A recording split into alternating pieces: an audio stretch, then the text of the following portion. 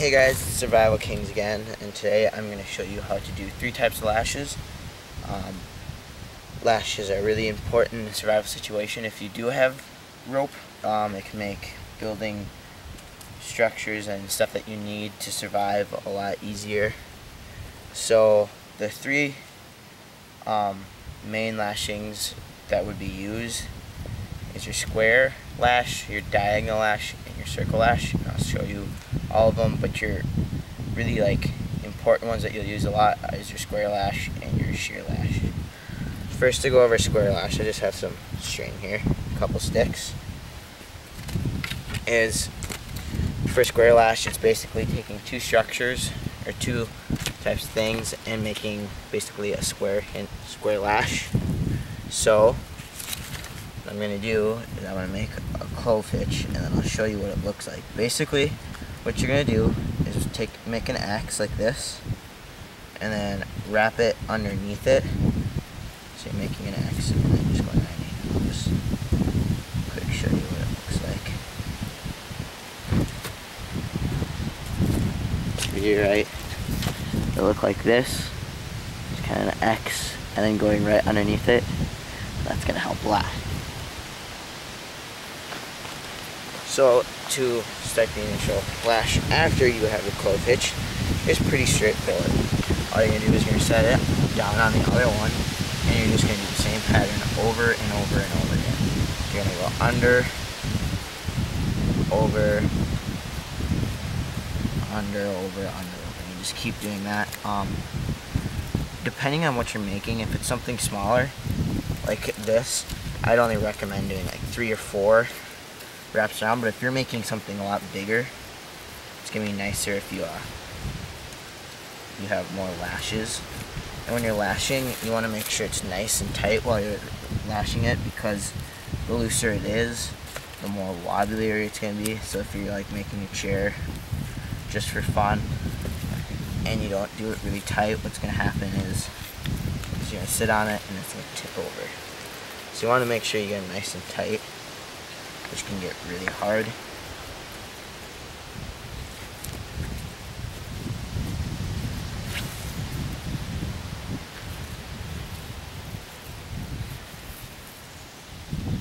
So now I about have 4 lashes. Show you just kind of what it looks like. See how it goes over here and under here. Just kind of shows a lot better of it. Next thing we're going to do, which is really important on a lash, and if you forget this is going to absolutely make it way too wobbly for you.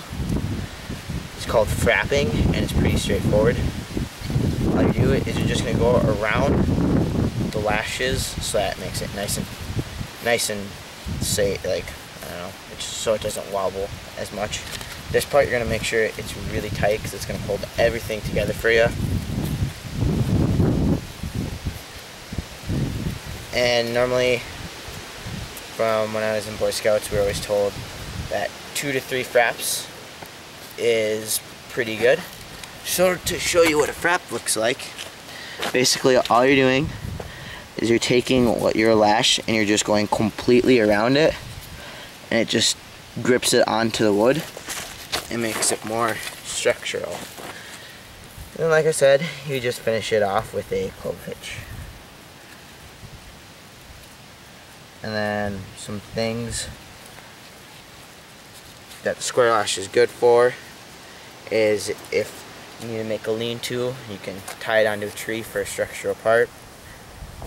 We made a table out of a whole bunch of square lashes, so that's pretty nice to have. So the next one I'm going to do is the sheer lash, because it's also another important thing. This part.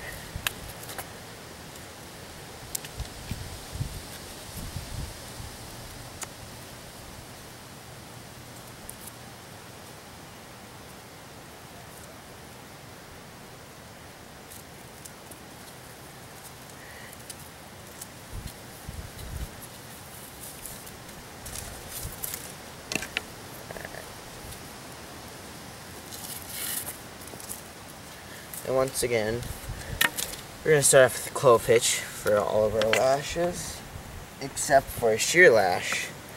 Here's the nice thing about it. It's really great if you're going to make like a teepee fort, or you're just going to make like a tripod or something, because it works really well. So I'm going to use 3 sticks. You can use a lot of sticks, but I'll just use 3. So once again, you're just going to do the clove hitch. Every lash starts off with a clove hitch. There are different ones you can do. The clove hitch is probably one of the easiest. It's my favorite.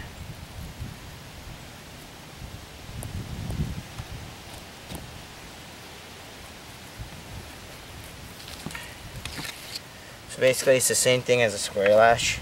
You're just going to go under, over, you're weaving it. And like I said, if you're doing a bigger structure, it's better to do more, but if you're doing something tiny like this, you don't need as much.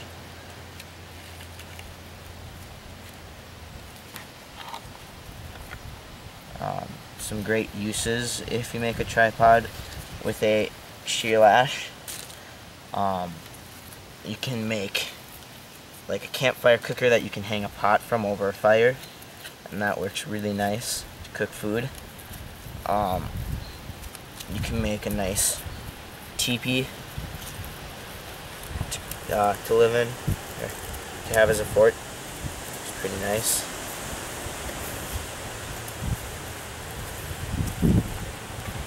So then, like the square lash, because each lash will have it, we're going to frap it, and it's just going to do the same thing. You're going in between your lashes, which makes it just nice and strong, and it doesn't wobble everywhere.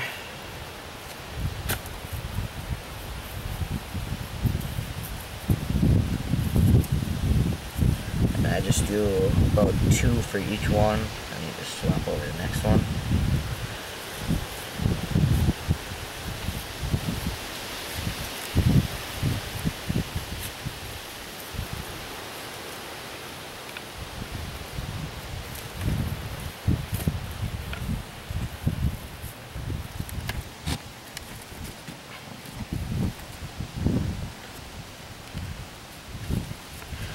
And then you're going to tie it off, which with any lash, it doesn't matter where you tie it off. You just need to tie it off because I don't want it falling apart. So it doesn't matter which stick it's on. It's kind of better if you use like the opposite side, opposite stick. I don't know. There's not much it really benefits. I don't know. Just makes it so it's not so much on one stick. So then for a tripod, you just spread it out. And obviously these aren't the best sticks to use. This would be a simple tripod, and then you can hang a cooker, a little pot over a fire. I like this. We got a big teepee that you can use, make. So the next lash I'm going to do is a diagonal lash. I don't really use it that much, but I guess some people use it. I just like using the square lash and the sheer lash the most.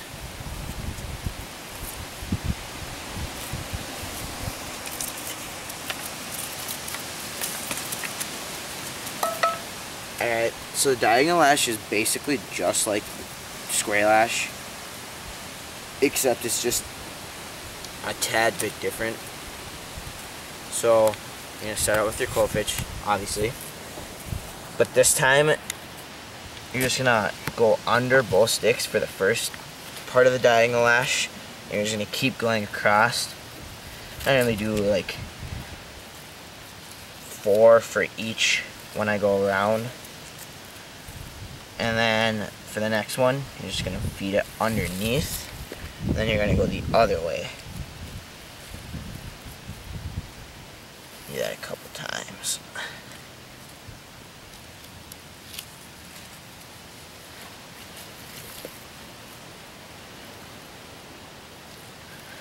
Alright, and then frapping, all you're going to do is just go in between your lashes.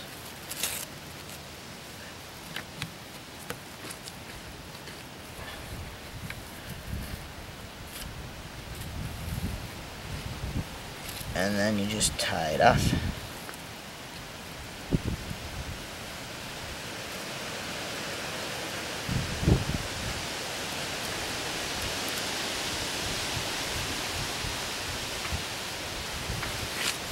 And here is the diagonal lash.